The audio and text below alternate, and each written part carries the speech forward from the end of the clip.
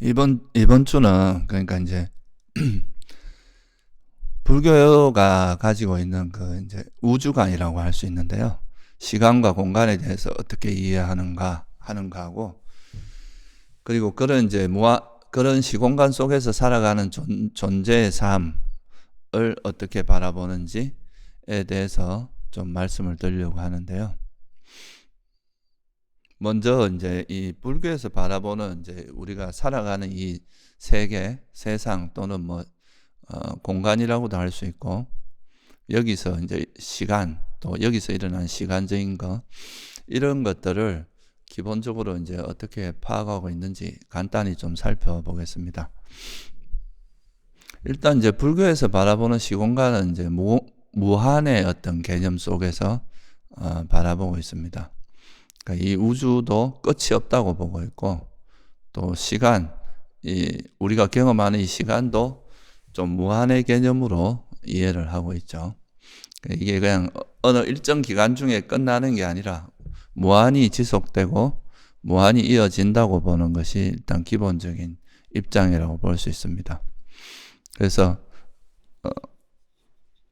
기본적으로 이제 이 무한이라는 개념 또는 영원, 이런 이제 개념들이 있는데요.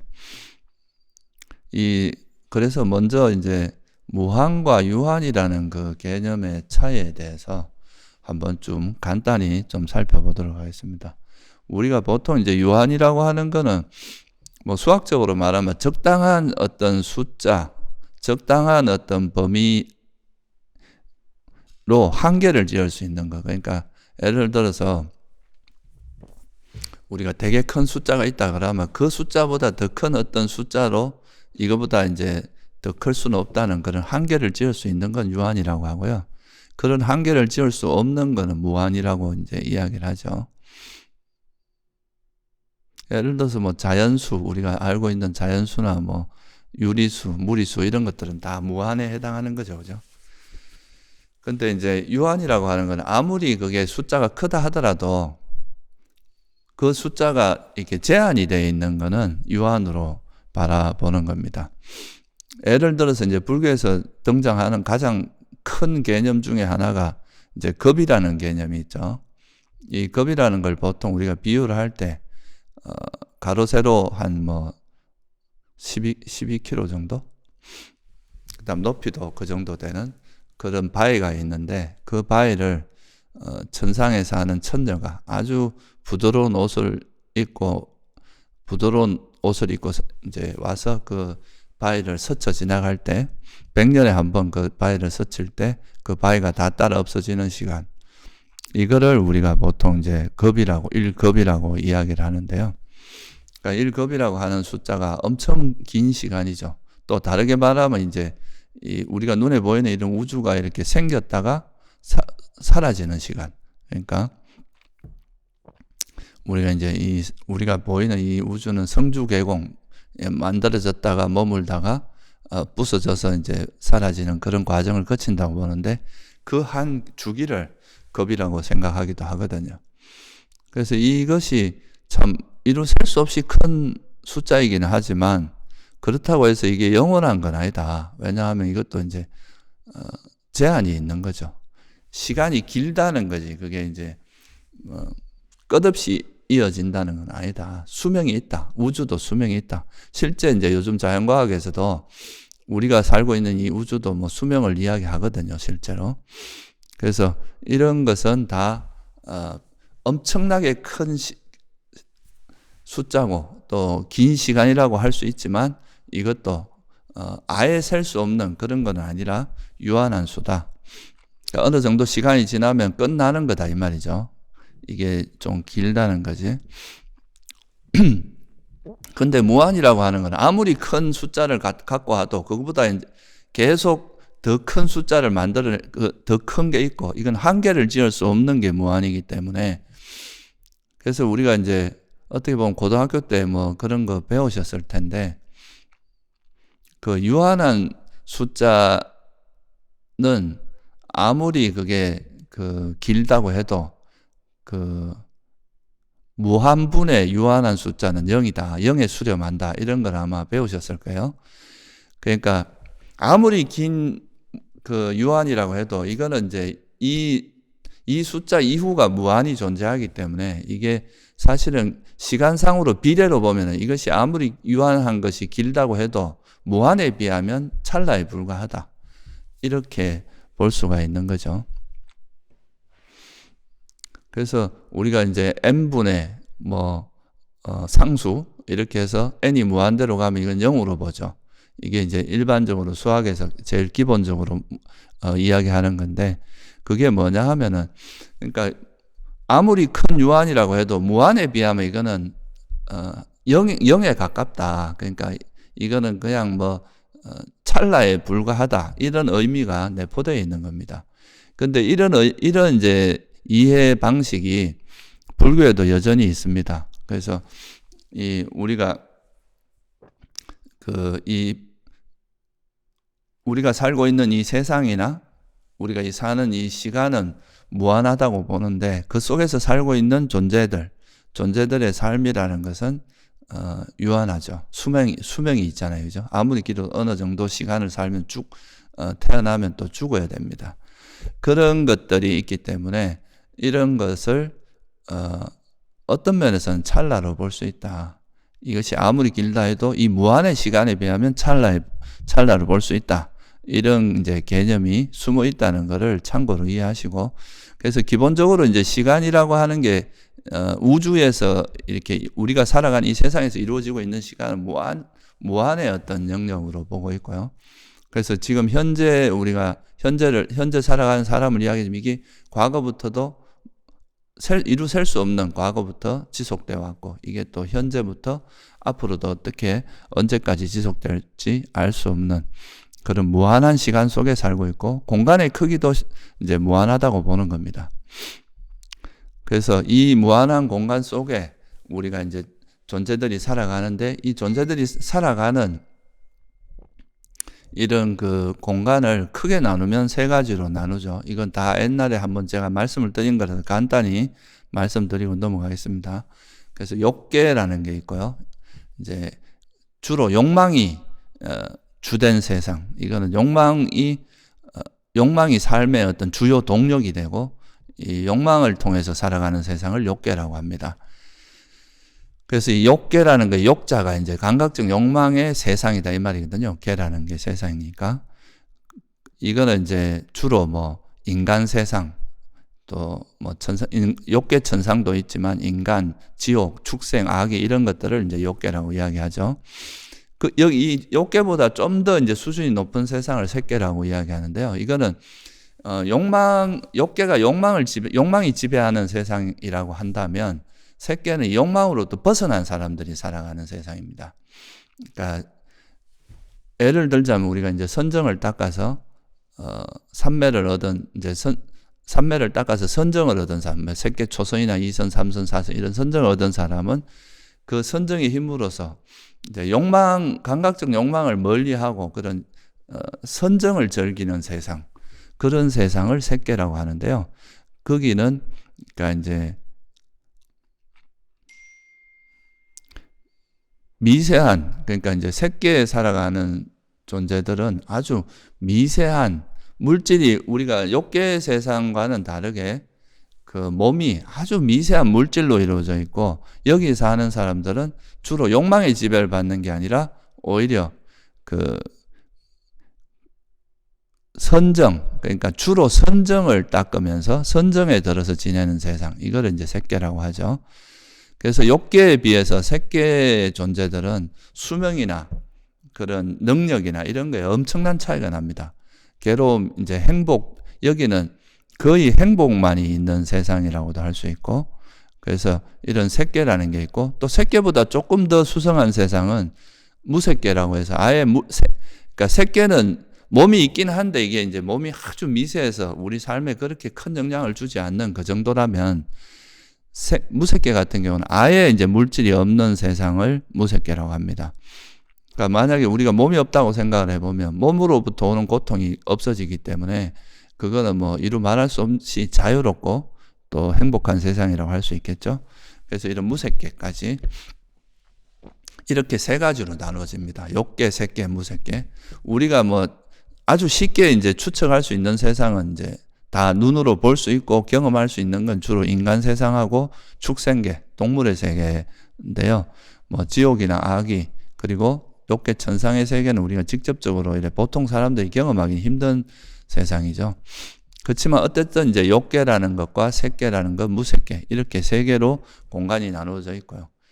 이런 이제 이게 어디에서 어떻게 존재하는지 이런 거는 사실 이제 우리가 명확하게 알긴 어렵고, 이런 세상이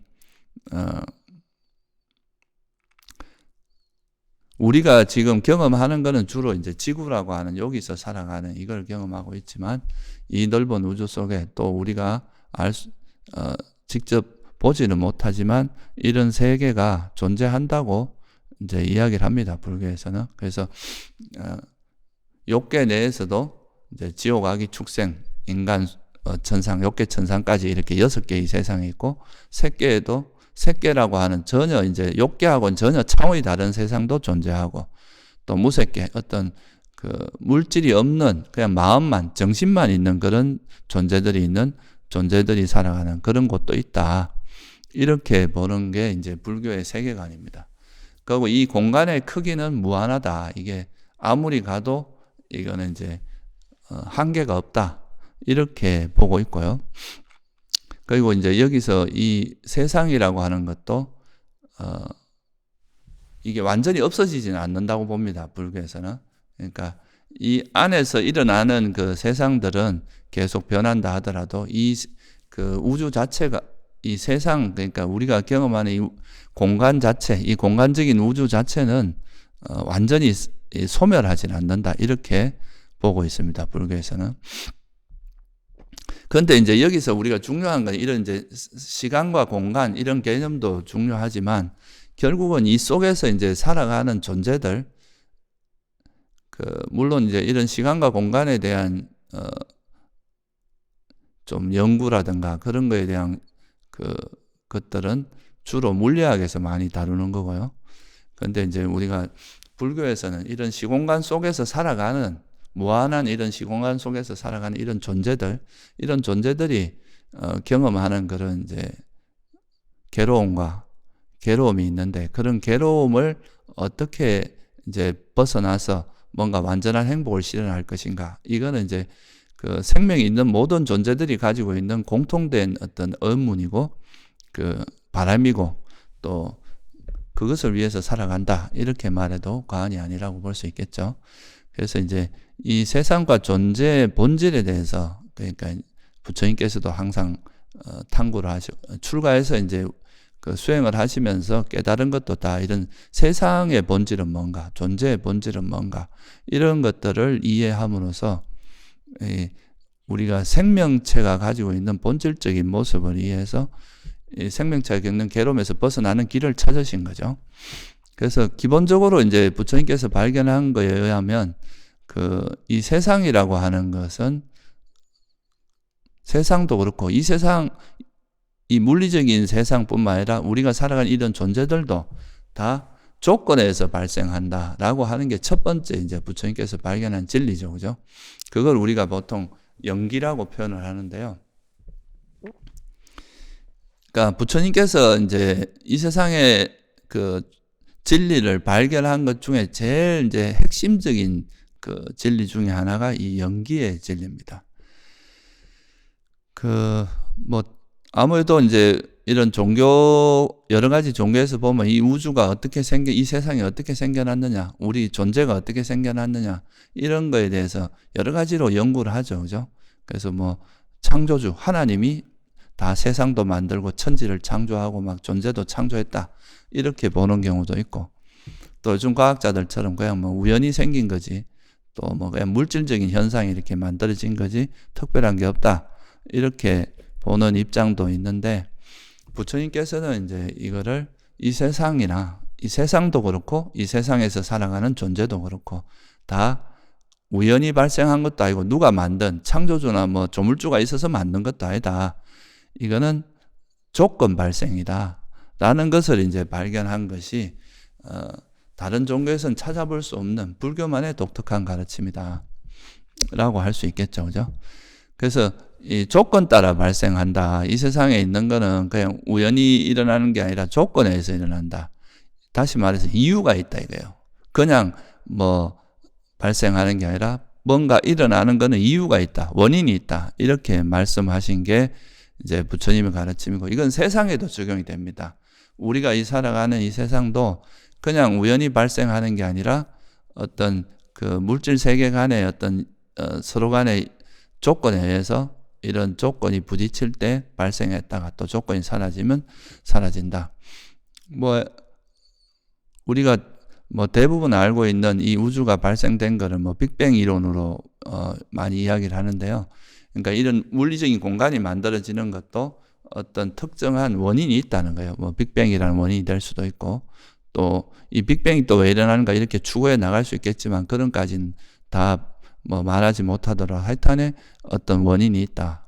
이런 물질 세계가 만들어지는 것도 원인이 있고, 또 우리 같이 이렇게 생명체, 살아있는 생명체가 생겨나는 것도 이유가 있다.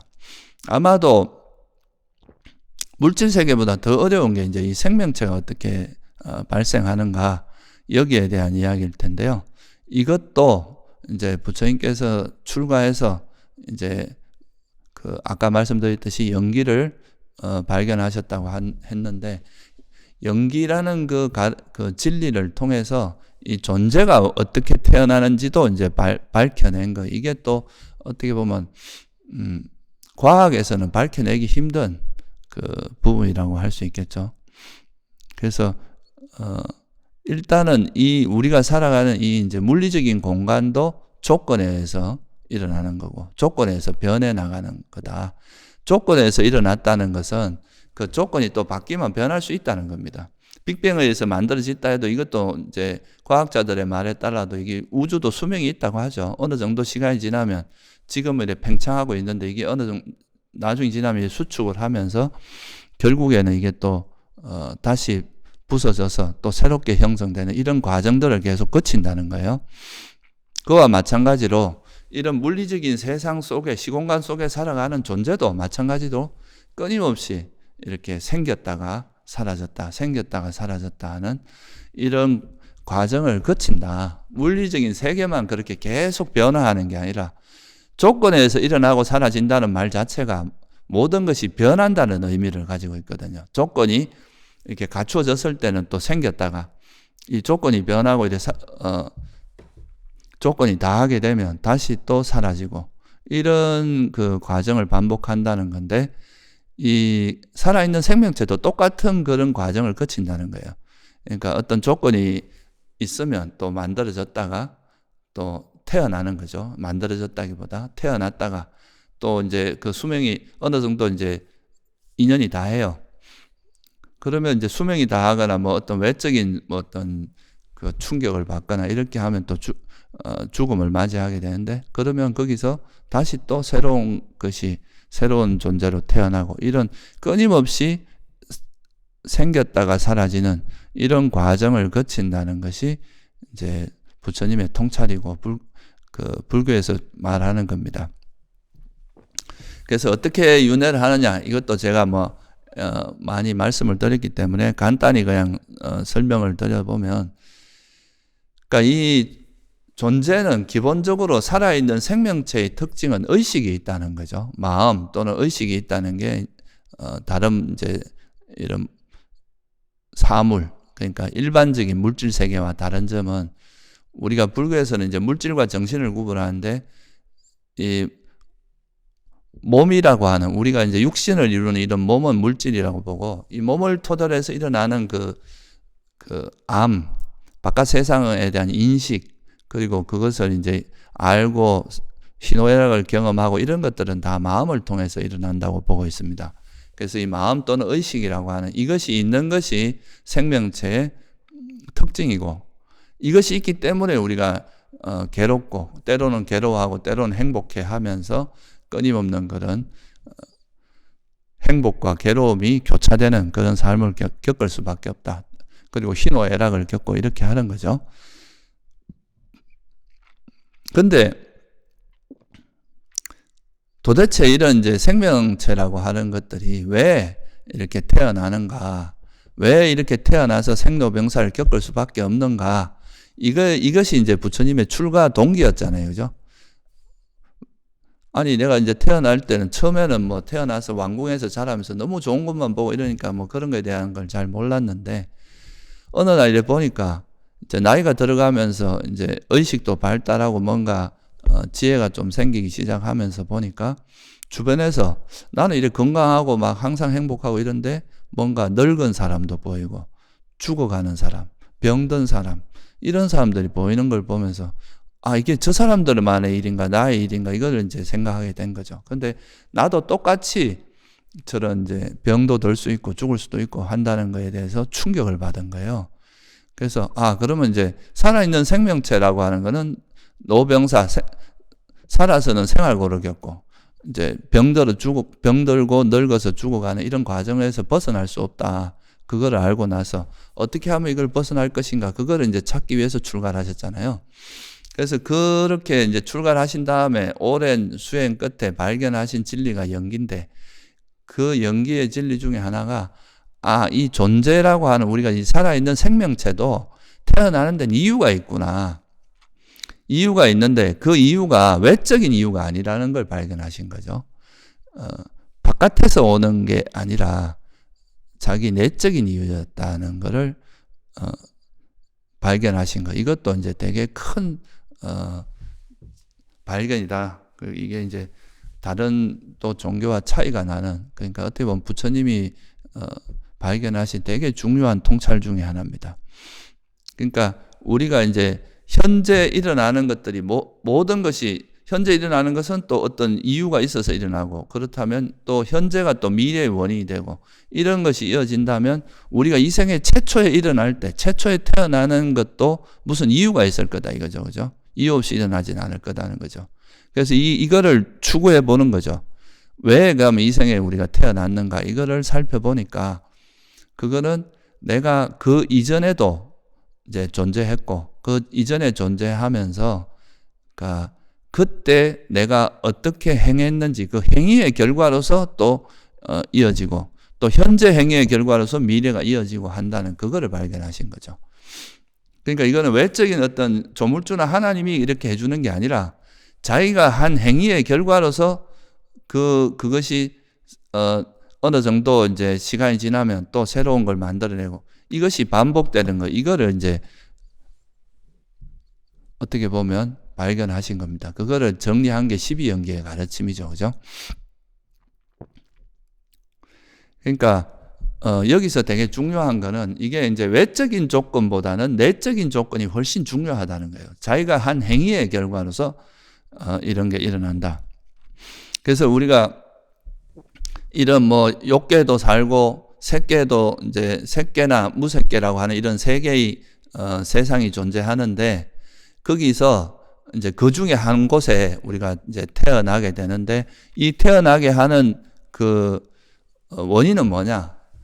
쉽게 말해서 그 살면서 그 사람이 살아가면서 그때 일으켰던 마음의 그 결과로서 그러니까 우리가 어떤 의도적 행위 이 마음으로서 어떤 의도를 갖고 어떤 행위를 했느냐 그 결과로서 그 31가지 3개 중에 한 곳에 태어난다. 이렇게 이제 보신 겁니다.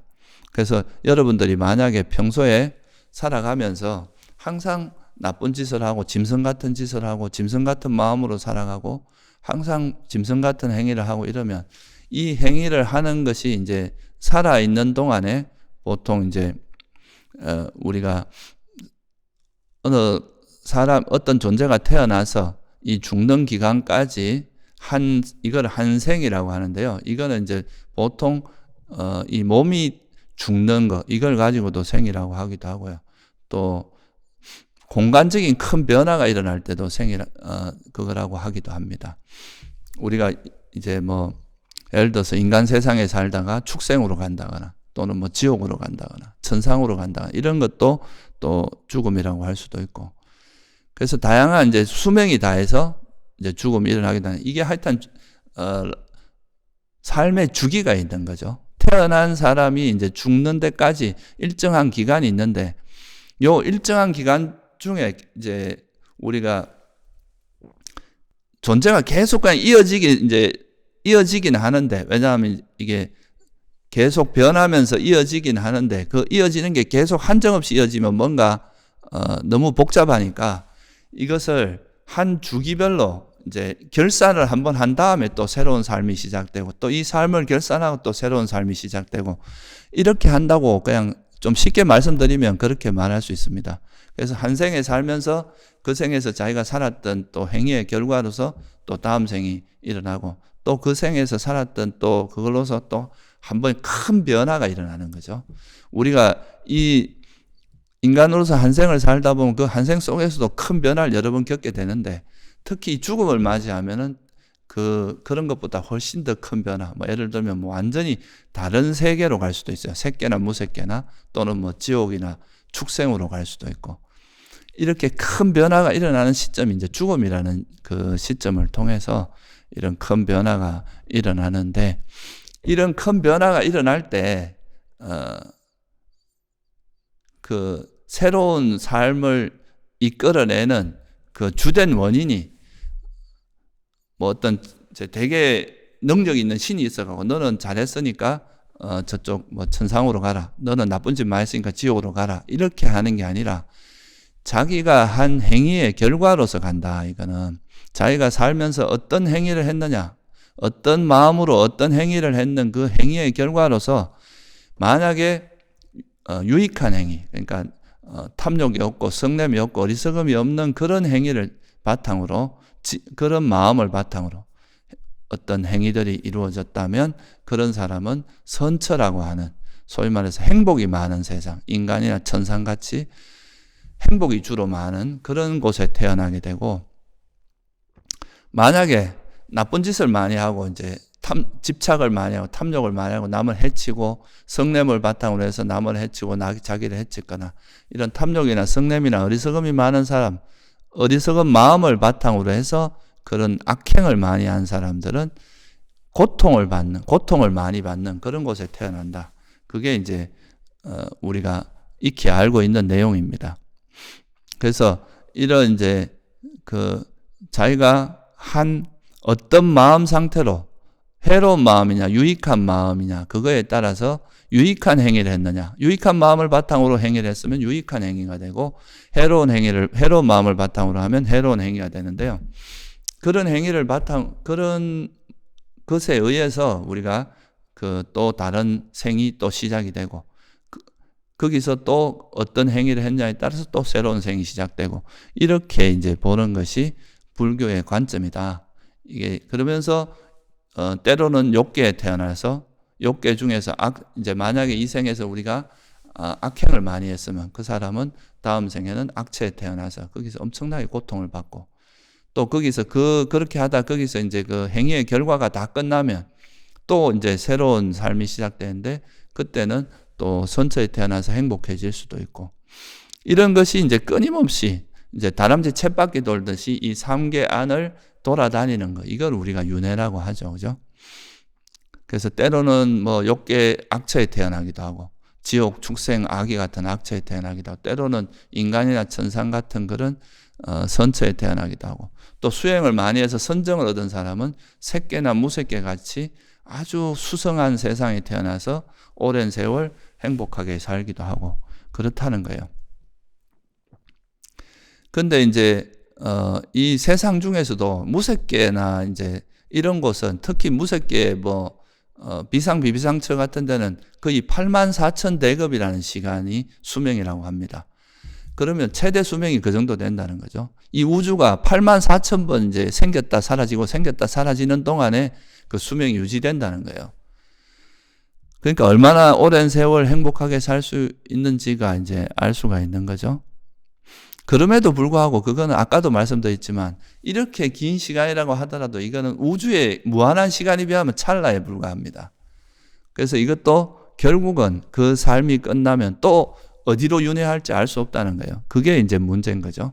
그래서 이렇게 계속 끊임없이 우리 삶은 이제 한 생을 살다 그때 살았던 행위의 결과로서 또 새로운 생이 일어나고 이런 것이 반복된다. 그리고 여기 알아야 될 것은 우리가 윤회할 때 여러분들이 사회에서 높은 지위에 있고 성공을 했고 이랬다고 해서 좋은 곳에 태어나는 게 아니라 어떤 마음으로 살았느냐 그게 이제 더 중요한 거죠. 비록 우리가 시골에서 농부로 살았다 해도 항상 선한 마음을 일으키면 그런 사람은 선처에 태어나게 되고 비록 대통령이나 그런 아주 힘 있는 그런 부자로서 살았다고 하더라도 악행을 일삼았다면 그런 사람은 악체에 태어나게 된다. 그래서 이거는 이제 그 어떤 한 생을 마무리하고 다시 태어나고 하는 것은 다 자기가 지은 행위의 결과다. 그래서 이걸 한마디로 자업자득이라고 하죠. 그죠? 자기가 지은 업. 불교에서 말하는 업은 행위라는 뜻입니다. 원래 깜마라는 것이 까로티라고 하는 그 동사에서 온 말인데 이거는 뭘 행하다 이런 뜻이에요. 어떤 행위를 했느냐에 따라서 그게 이제 어떤 마음, 그 행위를 할 때 마음을 중요시 하거든요. 불교에서는. 그래서 그 행위를 할 때 어떤 마음으로 어떤 의도로 했느냐 이거에 따라서 업을 이야기하는 거다. 그래서 그 업에 의해서 그 행위의 결과로서 이제 태어나게 되는데 그러면 이런 행위가 계속 이어지도록 하는 그 한 생이 끝나지 않고 계속 반복되도록 하는 그 동력이 뭐냐? 이 동력이 있을 거 아니에요? 그거는 바로 가래다, 집착이다. 계속 뭔가를 하고 싶은 집착. 이것도 하고 싶고 저것도 하고 싶고 다음에는 신이 되고 싶고 다음 생에는 내가 돈을 많이 버는 부자가 되고 싶고 이런 뭔가를 계속 하고 싶은 이런 갈망, 욕망, 가래, 집착 이런 것 때문에 이제 계속 그게 동력이 돼서 이제 계속 윤회를 한다. 이렇게 발견하신 것이 부처님의 통찰이고 이게 이제 그 12연기로 정리되어 있는 겁니다. 그래서 집성제에서도 왜 이 존재가 태어나냐? 가래 때문이다.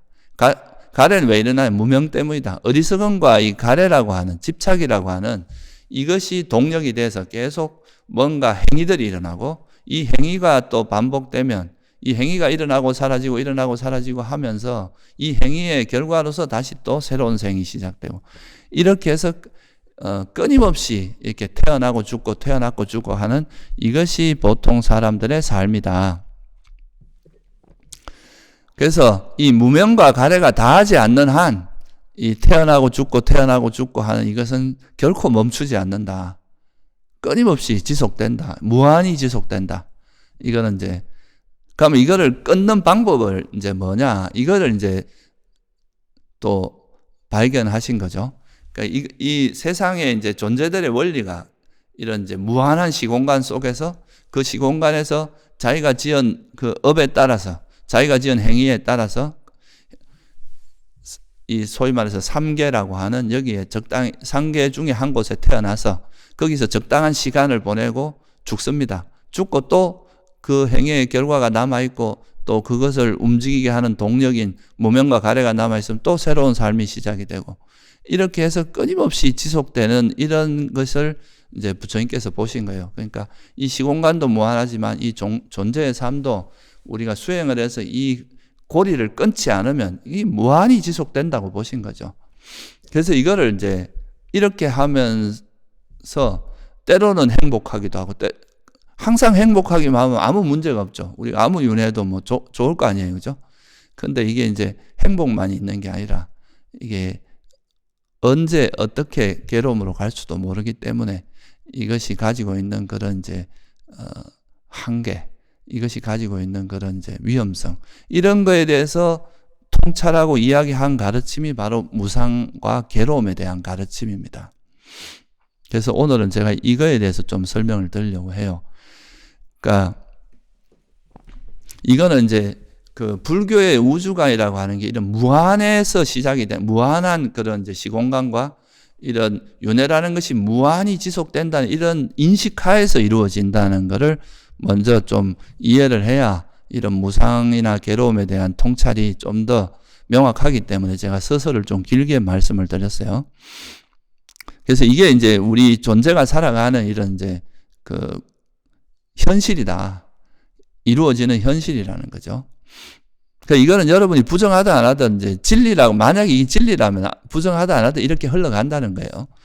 그래서 이거를 이제 부처님께서는 발견하셨고, 그러면 이런 삶의, 이런 세상과 존재의 본질에 대해서, 그럼 이렇게 살아가는 이 본질이 뭔가를 이렇게 이제 정확히 들여다보면, 아, 내가 여기에 집착할 만한 가치가 없구나 하는 거를 만약에 알게 된다면 이런 흐름을 끊을 수가 있는데, 그걸 모르면 이런 이제 그 본질을 모르기 때문에 여기에 대해서 애착이 달라붙고, 여기서 뭔가를 이루기 위해서 끊임없이 갈망이 달라붙고 욕망이 달라붙으면서 그 행위가 그런 업이 일어나고, 그 업에 의해서 끊임없이 윤회한다. 이렇게 본 것이 부처님의 이제 통찰이기 때문에, 그러면 우리가 살아가는 이 세상과 존재의 본질은 뭐냐? 그 본질에 대해서 계속 추구를 해 나가다 보니까 발견하신 것이, 아까 말씀드린 첫 번째 발견하신 거는 이제 이 세상에 있는 건 모두 조건에 의해서 일어나더라. 원인 없이 일어나는 건 없더라 이거죠. 그 원인 없이 일어나는 게 없기 때문에 이 세상에 있는 건 조건이 있을 때 일어났다가 조건이 다하면 사라져요. 그래서 이 세상에 있는 모든 것은 고정불변하는 건 없다. 무상하다. 그러니까 변하는 거다. 이게 이제 첫 번째 또 연기로부터 나오는 진리죠. 그래서 이 세상에 있는 거를 크게 나누면 이제 이 물질적인 요소와 정신적인 요소로 이래 나누었는데, 일반 사물은 물질적인 것밖에 없어요. 그런데 이 생명체는 물질과 정신이 결합되어 있다고 본 거고, 이 정신이 함께 하는 것이 생명체의 본질입니다. 그런데 이 물질뿐만 아니라 물질도 조건에서 일어나는 거니까 끊임없이 변하고, 이 정신도 어떤 조건에서 발생한다고 보신 거죠. 이것도 또 굉장히 중요한 통찰이 뭐냐 하면, 그러니까 외부 대상과 우리 마음이라고 하는 이것이 부딪힐 때, 그때 그 대상에 대한 알미 일어난다. 이렇게 보신 것이 이제 또 부처님이 바라본 되게 중요한 통찰 중에 하나입니다. 그러니까 우리 마음이 의식이 작동을 할 때 이 세상을 이해하게 된다는 거예요. 여러분들이 만약에 기절을 하면 세상이 있는지 없는지도 모릅니다. 깨어났을 때 세상이 있구나 하고 아는 거지, 의식이 작동하지 않을 때는 세상도 없고, 그래서 부처님께서는 의식이 있으면 접촉이 있고, 그러니까 대상과 마음이 접촉해서 그때 의식이 일어날 때 그때 세상이 있고, 의식이 없으면 세상도 없다. 물론 이제 객관적인 세상이 없다는 뜻은 아니에요. 객관적인 세상은 우리가 알든 모르든 존재하는 것은 사실이고, 그렇지만 한 개인의 입장, 한 존재의 입장으로 봐서는 그 존재에게는 의식이 있을 때는 이 세상이 있고 의식이 없으면 세상이 없다는 거죠. 그래서 다시 말해서 이 마음이라고 하는 것이 이제 그 세상을 만들기도 하고, 한 개인의 입장에서 말하는 거예요. 그리고 마음이 없으면은 마음이 이제 사라지면 세상도 멈춰진다. 이렇게 이제 보신 거고요. 그래서 이 마음도 끊임없이 변하면서 일어나는데, 그러니까 이게 이제 마치 이렇게 체인이 이렇게 이어지듯이, 이 체인이 사라지면 다음 체인이 이렇게 일어나고, 계속 이어지고 하면서 이게 일생을 살다가 한 생이 끝날 때 또 그 생에 이제 그 총 결산을 해서 또 그때 어떤 행위를 주로 했느냐에 따라서 선처에 태어나 악처에 태어나서 또 그 생에서 또 시작이 되고, 이런 이제 끊임없는 변화의 연속이라는 거죠. 그게 이제 존재의 삶이기 때문에 결국은 이 존재 자체가 무상할 수밖에 없다. 조건에 의해서 영향을 받기 때문에 태어나서 죽고, 태어났다가 죽고, 태어났다가 죽고, 이런 것이 반복된다는 거죠. 우리 인간의 삶은 되게 이제 짧지만, 아까 말씀드렸듯이 욕계는 이제 수명이 그렇게 우리가 주석서 같은 데 보면 욕계에서 제일 최대 수명을 가진 게 인간 연으로 보면은 한 50몇 억 년 그 정도 된다고 봅니다. 그러니까 욕계 타화자재천이라고 하는 그 천상의 수명이 그 정도 된다고 보는데, 그래 봐야 이게 우주의 시간에 비하면 되게 짧은 시간이죠. 근데 이제 색계 세상부터는 급단위로 올라갑니다, 수명이. 그러니까 굉장히 라이프 스팬이 길죠. 이 삶의 주기가 길어요. 그리고 이제 무색계로 가면은 거의 2만 급부터 시작을 해요. 2만 급, 4만 급, 6만 급, 8만 4천 대급 이렇게 시작을 하는, 그렇게 된 최대 수명을 그 정도로 보는데, 아까도 말씀드렸듯이 이것이 아무리 긴다 한들 우주가 8만 4천 번을 이렇게 일어났다 사라진다 한들 그건 유한하다는 거죠. 이 유한하다는 건 무한한 우주의 시간에 비하면 결국 이 유한한 것도 결국은 찰나에 불과하다. 이 무한에 비하면. 그래서 이런 것도 기본적으로 아무리 우리가 좋은 세상에 태어나서 아무리 긴 수명을 가지고 산다 해도 결국은 죽을 수밖에 없다는 거. 이게 유한하다는 거는 태어난 존재는 죽을 수밖에 없다는 이런 이제 그 의미를 담고 있습니다. 물론 우리가 지금 이 순간도 마음도 계속 일어나고 사라지고 우리 몸도 전체적으로 보면 별로 변화가 없지만 이 순간에도 이 우리 몸을 이루고 있는 세포들은 계속 조금씩 죽고 이렇게 일어났다가 사라지는 생멸하는 그런 과정을 거치고 있거든요. 그러니까 매 순간순간도 우리가 매 순간순간을 봐도 계속 일어나고 사라지고 찰나생 찰나멸이라는 이런 걸 우리가 스스로 발견할 수 있지만 전체적으로 큰 흐름을 봐서도 우리가 예를 들어서 신이 돼가지고 이 우주가 지속되는 동안 이 지금 현재 우주가 지속되는 동안 산다면 그 정도로 충분한 거 아니냐 이렇게 생각할 수도 있지만 그것도 이제 어떻게 보면 길게 내다보면 이런 무상한 것이 가지고 있는 그 한계가 있거든요. 그래서 이제 부처님께서는 이 세상에 있는 모든 건 조건에 의해서 일어나기 때문에 일단은 그 수명 자체가 수명도 그렇고 존재가 세상도 그렇고 이거는 영원한 것은 없다. 이 세상에 존재하는 건 계속 변하면서 지속되는 거다. 변한다. 이게 이제 첫 번째 무상하다는 진리죠. 일단 만들어진 거는 이제 사라질 수밖에 없다는 건데 이거는 사람들이 대부분 잘 이해를 합니다. 근데 왜 무상한 것이 괴로움이냐라고 이야기를 한다면 거기에 대해서는 우리가 불교에서 재행무상, 무상하고 무하다 이런 거는 또 어느 정도 사람들이 수긍을 하는데 왜 일체가 괴로움이다 이렇게 하면 그거에 대해서는 좀 부정을 하고 내가 지금 행복한데 왜 괴로움이라고 하느냐 너무 그 부정적이고 염세적인 이야기 아니냐 이렇게 이제 생각을 할 수도 있는데 근데 이 괴로움이라는 의미 불교에서 말하는 이 괴로움이라는 의미는 이 무상이라는 그 의미가 기반이 되어 있는 겁니다. 그래서 경전에도 보면 그 형성된 것은 무상하고 무상한 것은 괴로움이다 이렇게 항상 정형구가 그렇게 나옵니다. 그러니까 무상하다는 것은 괴로움일 수밖에 없다. 여기서 말하는 괴로움이라는 것은 단순히 고통으로 이해를 하면 안 됩니다. 여기서 말하는 괴로움이라는 것은 고통이라기보다는 그 현상이 가지고 있는 그런 불완전한 모습, 불확실성, 그리고 뭔가 잠재적인 어떤 괴로움, 그리고 불만족스럽다. 이건 완전하지 않고 뭔가 이 자체가 가지고 있는 한계, 결점이 있다. 이런 의미로 이해를 해야지 이거를 그냥 단순히 괴롭다. 이 삶 자체가 고통이다. 무조건 이게 괴로움이 어떤 말 그대로 고통이다. 서퍼링이다. 이렇게 보면은 이거를 이제 불교를 이해하는데 상당히 어려움을 겪게 됩니다. 물론 이제 고통 자체는 괴로움이라는 거에 당연히 포함이 되죠. 우리가 육체적으로 고통을 받거나 정신적인 고통을 받는 이거는 뭐 당연히 괴로움에 포함되는데요. 그런데 이렇게 주장할 수도 있어요. 감각적 우리가 살면서 뭐 맛있는 걸 먹거나 되게 이제 좋은 편하게 잠을 자거나 또는 뭐 술을 마시거나 영화를 보거나 데이트를 하거나 이런 것들은 행복이다. 이런 것이 내가 있는데 왜 괴로움이라고 하냐. 이렇게 말할 수도 있는데 불교에서 바라보는 통찰은 이런 것 자체가 무상하다는 거에 기본 방점이 있습니다.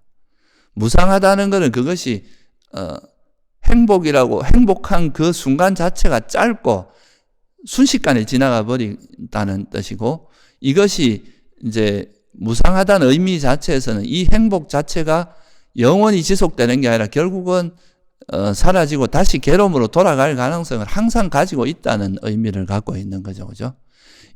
이것이 만약에 영원히 이런 행복이 지속된다면 굳이 이걸 괴로움이라고 할 이유가 없는 거죠. 그래서 부처님께서 출가를 이제 부처님께서 출가하시려고 할 때 그 옆에 있는 대신들이 막 말렸어요. 그러니까 이제 그때 부처님께서 뭐라고 하시냐 하면 당신들이 만약 나한테 영원히 늙지 않는 법을 가르쳐 준다면 나는 출가 안 하겠다.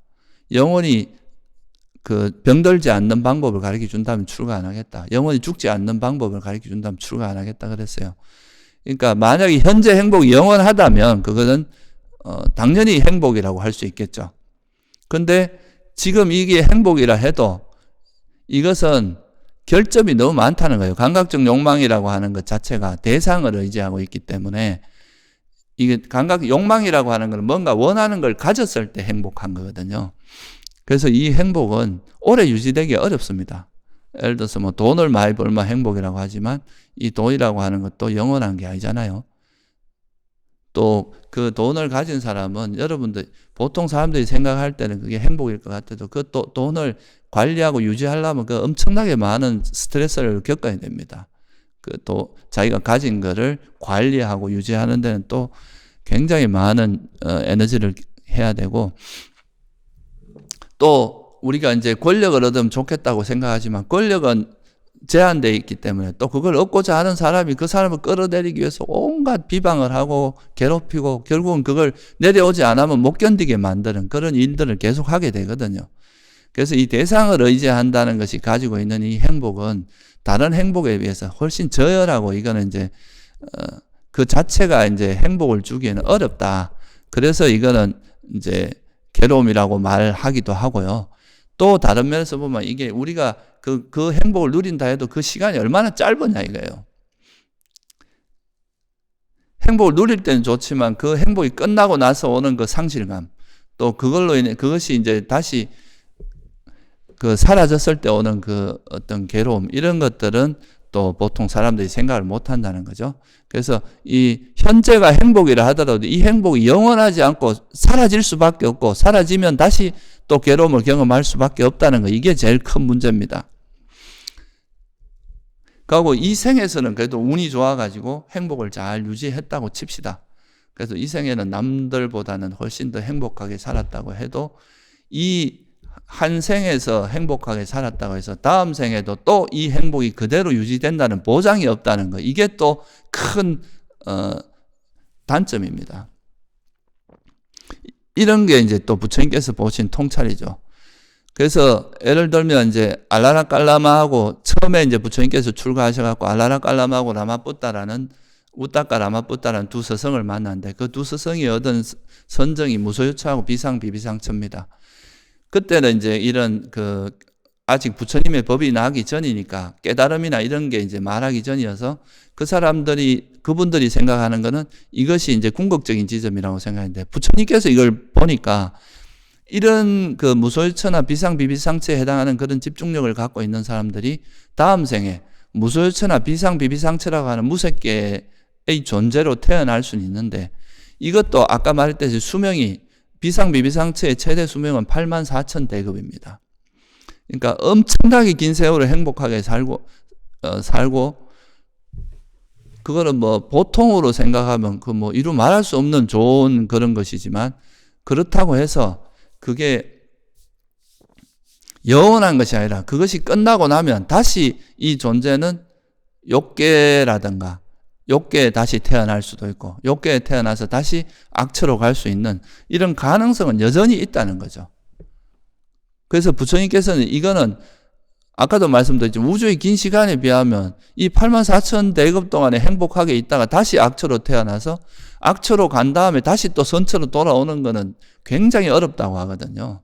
이거는 이제 여러분 맹기우목이라는 비유를 아시잖아요.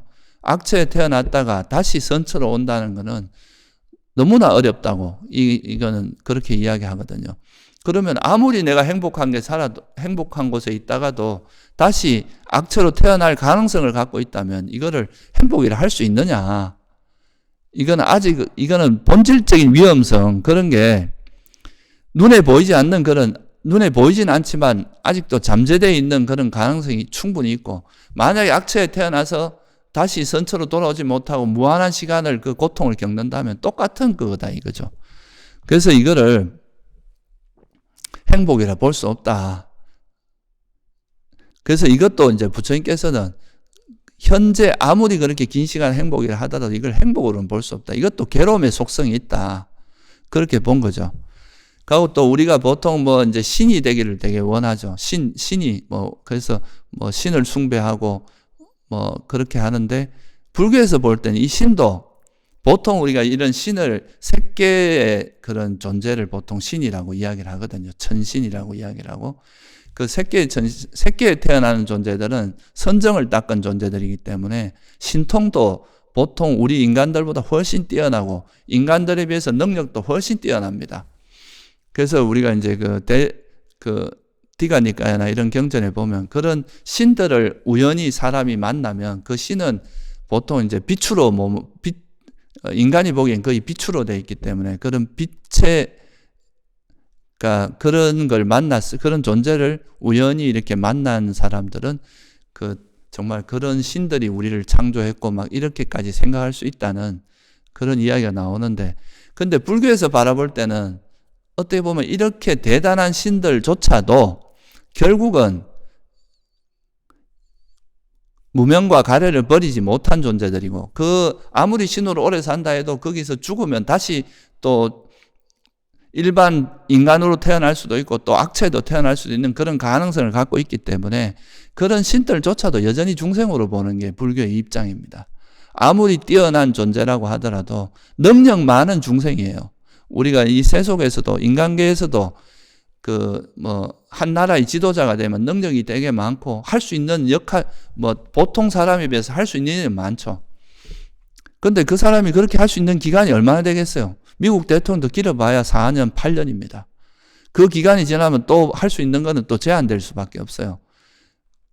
그러니까 그것도 결국은 무상하다는 거죠. 무상하기 때문에. 그러다가 그런 사람들이 또 그런 지도자로 있을 때 엄청난 악행을 많이 하게 될 가능성도 높기 때문에 그러면 또 죽어서 다시 악처로 가거나 엄청난 고통을 겪을 수도 있다 이거예요. 그러니까 이런 신이라고 하는 것도 불교 입장에서 보면 그냥 우리가 이 세속에서도 그런 사람들은 지도자고 능력이 많고 권력이 많고 돈이 많고 이래도 나쁜 짓을 많이 하면 그거는 사실 그 능력은 있지만 불교적인 입장에서 보면 그거는 참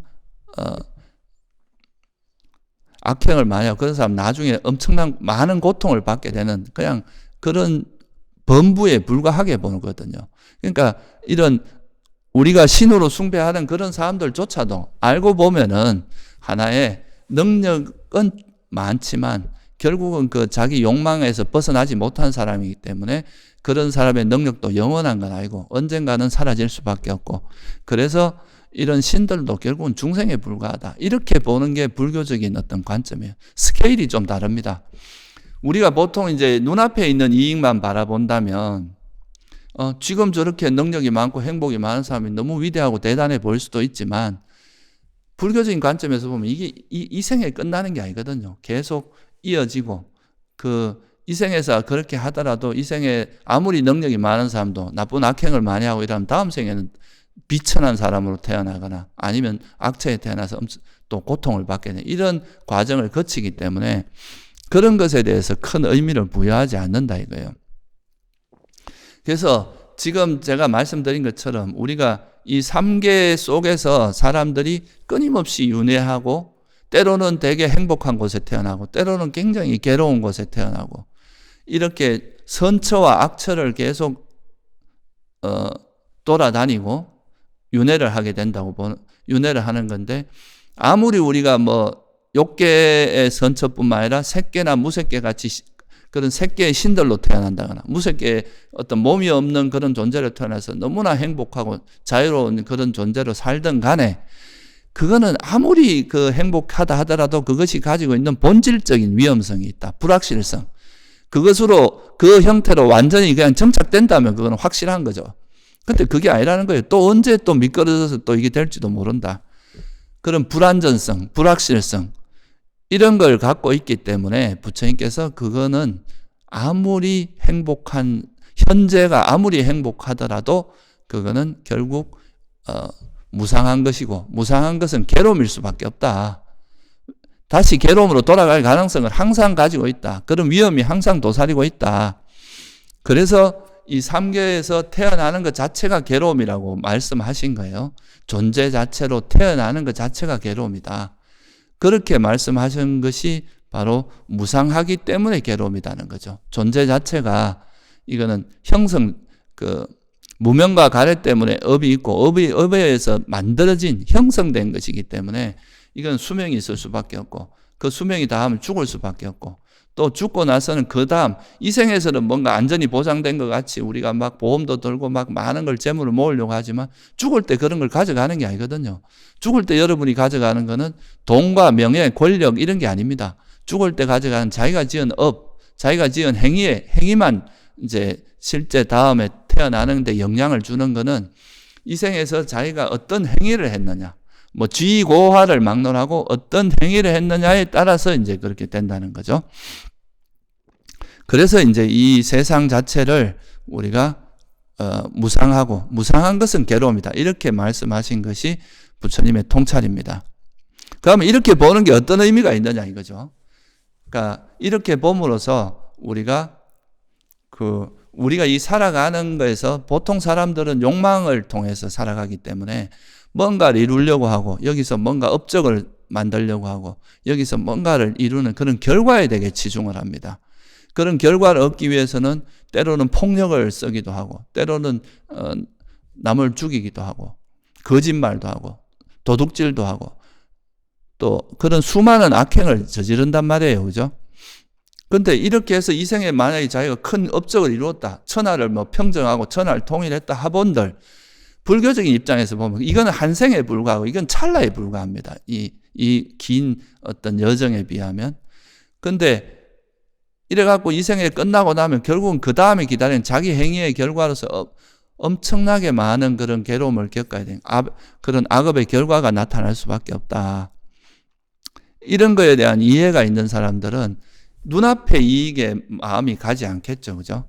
우리가 눈앞에 있는 그 이익이나 이런 것보다는 이것이 결국은 당장은 나한테 이익이 되는 것처럼 보일지 몰라도 이게 결국은 또 새로운 그 괴로움을 유발하게 되고 그러니까 그렇게 해서는 안 된다. 그러면 결과에 집착하는 게 아니라 이런 이제 무상과 괴로움에 대한 이 세상에 있는 모든 것이 무상하고 그건 본질적으로 가지고 있는 불안전성, 불만족스럽고 불확실한 것이다. 이런 거에 대한 통찰이 있는 사람들은 이 세상에서 그 업적을 이루거나 결과를 이루는 것보다는 그 결과를 이루고 그 행위를 하는 것에서의 그 자기 마음 상태가 훨씬 중요하다는 걸 알게 됩니다. 왜냐하면 이 마음에 자기 행위의 결과로서 이루어지는 거니까. 그래서 자기 행위를 청정하게 하는데 오히려 마음을 기울이게 되겠죠. 그죠? 그래서 내가 불선을 버리고 선을 행하는데 오히려 더 관심을 가지고 거기에 더 중요성을 두고 이렇게 살아갈 수 있게 됩니다. 그럼 무상과 괴로움에 대한 통찰이 없는 사람은 눈앞의 이익에 쫓아가겠죠. 그죠? 그것이 이제 중요한 차이점이죠. 그리고 내가 그러고 이렇게 현생에 이렇게 노력을 하다가 만약에 뭐 깨달음을 얻지 못하고 뭔가를 하지 못한다 하더라도 깨달음을 얻지 못한다거나 괴로움을 소멸하지 못한다 하더라도 현생의 노력이라는 것이 우리가 이 한 생만 본다면 아이고 그럼 내 출가해가지고 또는 뭐 수행을 한다고 내가 시간을 썼는데 아무것도 얻는 것도 없이 끝나는구나 이렇게 생각할 수도 있지만 이렇게 이제 무한한 이런 그 시간의 속에서 생각을 한다면 그게 아니다 이거죠. 우리가 지금 살아가는 이 행위 하나하나가 쌓여서 이 죽을 때 내가 뭐 다른 거는 못 가져가도 내가 행한 그 행위, 그 업은 그 다음 생에 영향을 주잖아요. 그럼 내가 지금 이 생에서 깨달음을 얻어서 이 상계로부터 벗어나지 못한다 하더라도 내가 이 수행한 것은 또 다음 생에 수행한 그 토대가 다음 생에도 영향을 조건이 된다는 거죠. 그럼 다음 생에는 좀 더 빨리 지혜가 개발이 되고 좀 더 행복하게 살 수 있는 그런 토대가 되겠죠. 그죠? 그래서 우리가 이제 이런 그 시공간의 이런 무한한 시공간 속에서 우리가 존재가 가지고 있는 무상함과 그런 괴로움, 존재의 본질이 무상하고 괴로움이라는 걸 통찰한다면 더 이상 이런 윤회하는 것 자체가 괴로움이고 그렇다는 걸 알게 될 것이고 그렇게 되면 여기서 집착할 게 아니라 이 세상과 존재에 대한 집착을 버려야 되겠구나. 그러므로서 결국은 이것이 이제 이런 윤회가 멈추게 하는 방법은 이거에 대한 어리석음과 가래를 버리는 방법밖에 없구나. 윤회를 하는 한에 있어서는 그런 불확실성, 항상 그런 불안한 그런 삶에서 벗어날 수가 없다. 그래서 이제 이런 무상과 이걸 통찰한 사람은 발심을 하게 됩니다. 아, 이거로부터 벗어나야 되겠다. 이 삼계의 윤회로부터 벗어나야 되겠다. 이 삼계는 불타는 집이다. 언제 나를 태울지 모른다. 이렇게 생각하고 이거로부터 벗어나고자 하는 그런 이제 발심을 하게 되는데, 그게 바로 이제 이거로부터 벗어나서 다시는 윤회를 하지 않으면 이제 태어나지 않는다면, 여기서 상계에 더 이상 태어나지 않는다면 괴로움을 겪을 일이 없기 때문에 그게 완전히 괴로움의 소멸인 거거든요. 그리고 그게 이제 끊임없이 이어지는 이 흐름을 끊는 방법이라는 거죠. 그런 이제 발심을 하게 되고, 그게 출세간입니다. 세간으로부터 벗어난다는 거죠. 삼계로부터 벗어난다는 의미가 됩니다. 그래서 이런 것은 이 생에서 내가 이루지 못하더라도 또 열심히 노력하다 보면 내가 노력한 지혜 또는 닦은 지혜와 수행력만큼 또 다음 생에서는 그만큼 또 그 기반에서 또 시작을 하는 거니까 그만큼 또 의미가 있는 거 아니에요, 그죠? 그렇게 해서 만약에 여러분이 10생이 걸렸다, 100생이 걸렸다, 한들 이 법을 만나고 나서 100생이 걸려도 그건 찰나에 불과합니다. 이 무한한 시간, 무한한 윤회의 시간에 비하면. 그러니까 그것이 100생을 투자한다고 해서 나한테 아무런 손해될 게 없다는 거죠. 그래서 그런 걸 이해한 사람들은 이제 이 소위 말해서 이 수행에 대해서 좀 더 진지하게 생각을 할 수 있고, 내가 지금 하는 이 한 생, 두 생 이런 게 사실은 별 의미가 없는 거예요. 그러면 여유도 있습니다. 내가 설사 이 생에 내가 마치지 못한다 하더라도 내가 하는 만큼 이익이 있는 거니까. 내가 열반에 이르기 위해서 만약에 1000걸음을 가야 된다 그러면 지금 한 걸음 가면 다음엔 999걸음만 가면 되고, 지금 100걸음을 가면 다음에는 900걸음만 가면 되고, 내가 만약 지금 1000걸음을 갔으면, 900걸음을 갔으면 다음은 100걸음만 가면 되잖아요. 그러니까 이거는 내가 하는 만큼 이익이 있다는 걸 알기 때문에 내가 할 수 있는 만큼, 내 여건이 허락하는 만큼 열심히 하면 되거든요. 그러면 이제 조급 정도, 우리가 굳이 조급하게 생각할 건 아니겠죠. 물론 게으르지 않고 최선을 다하는 그런 자세는 되게 중요합니다. 그래서 이렇게 생각하면은 우리가 좀 더 수행에 대해서 좀 더 적극적으로 할 수 있고요. 수행의 의미를 좀 더 이해할 수 있게 됩니다. 만약에 요즘 일부 사람들이 주장하는 불교가 만약 이제 이 생에서 끝이고 죽으면 끝이다, 당견을 주장하는 사람들도 요즘 많아졌는데, 그렇다면은 사실 이런 제가 아까 말씀드린 이런 긴 어떤 시공간의 무한한 시공간의 어떤 흐름 속에서 이런 수행을 생각하고 그 수행을 통해서 이제 무명과 가래를 버림으로써 우리가 해탈하게 되는, 또는 이제 이 상계로부터 벗어나게 되는 이런 걸로 본다면 수행이라는 게 충분히 의미가 있거든요. 아까 말씀드렸듯이 지금 하는 만큼 이익이 있으니까. 근데 만약 이 생으로서 끝이라면은 우리가 여기서 수행하는 게 어떤 의미가 있느냐 이거죠. 내가 여기서 수행하고 만약에 죽었어. 그러면 그걸로 끝이면은 수행하는 사람과 안 하는 사람의 차이가 무슨 차이가 있다는 거예요. 또 이 생에서 죽어서 만약에 다시 안 태어나고 그걸로 끝난다면은 죽는 순간에 모든 괴로움이 소멸되는데 수행이라는 게 무슨 의미가 있으며, 제일 우리가 그러니까 괴로움을 소멸하는 제일 쉬운 방법은 자살이 될 겁니다. 만약에 그렇다면은. 근데 모든 종교에서 자살하는 걸 권장하지 않잖아요. 그거는 오히려 안 좋다고 다 막고 있잖아요. 왜 그렇게 했어요? 이 자살이라는 게 결국은 오히려 더 큰 괴로움으로 이어질 수 있는 가능성이 훨씬 크기 때문에 그렇습니다. 그래서 이런 거에 대해서 우리가 이해를 한다면 이 삼계라고 하는 이제 어떻게 보면 이 무한한 시공간 속의 삼계라고 하는 세상에 우리가 끊임없이 윤회를 하고 있는데, 그거로부터 벗어나는 방법은 이것이 계속 움직이도록 만든 동력인 무명과 가래를 버리는 방법밖에 없습니다. 그래야 이제 이런 불안전성, 불확실성에서 완전히 벗어나서 이런 괴로움을 소멸할 수가 있는 거죠. 그래서 그걸 버리는 방법은 이제 무명과 가래를 소멸하는 건데, 무명이라는 게 뭐냐? 영원하지 않은 것을 영원하다고 착각하는 게 어리석음이거든요. 이 삶에서 이렇게 살아가는 이 자체가 괴로움인 거, 무상하기 때문에 괴로움이라는 걸 모르는 게 어리석음이기 때문에 이 어리석기 때문에 이 속에서 영원성을 찾으려고 하고 뭔가 여기서 행복을 찾으려고 이런 이제 가래가 생긴다는 것이거든요. 그래서 이거에 대한 무상하고 괴로움이라는 걸 통찰을 하게 되면 여기에 대한 애착을 버리게 되고 그 애착을 버리면 더 이상 이렇게 계속 윤회하고자 하는 그런 동력이 사라지기 때문에 이제 더 이상 윤회하지 않고 괴로움에서 소멸하게 된다. 그게 이제 부처님이 말씀하신 통찰입니다. 그래서 우리가 이제 수행이라는 것은 이런 그 법을 만나는 것도 어렵지만 이 법을 만나서 이제 수행하는 것도 어려운 일입니다. 그래서 법을 만났을 때 수행을 하더라도 이 생에 내가 안 되는 내가 제가자로서 어차피 수행해봐야 깨닫지도 못할 거 수행해가 뭐하냐 이렇게 생각하면 안 됩니다.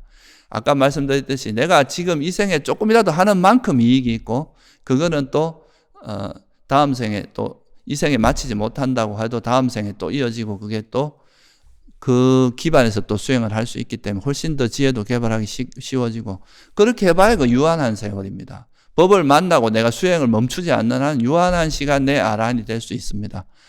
그러면은 이 무한한 시간 동안 윤회하면서 고통받는 이런 무한한 윤회고에 비하면 이건 찰나에 불과한 거고 그러니까 그런 것을 우리가 생각을 하면은 지금 법을 꼭 이 생에 깨닫고 안 깨닫고 이런 걸 떠나서 이 생에 열심히 수행을 해야 된다. 이런 거를 충분히 이해할 수가 있겠죠. 그래서 여러분들이 이런 법을 만났을 때 이런 세상이라는 게 참 영원하지 않고 여러분이 가지고 있는 그런 모든 것들이 무상하고 그것이 본질적으로 그런 불안전성, 불확실성, 불안함 이런 거를 내포하고 있기 때문에 그런 거에서 벗어나는 길은 열심히 수행하는 길밖에 없다 하는 거를 다시 한번 이렇게 새겨서 발심하는 계기가 되면 좋겠습니다. 예, 이걸로 마치겠습니다.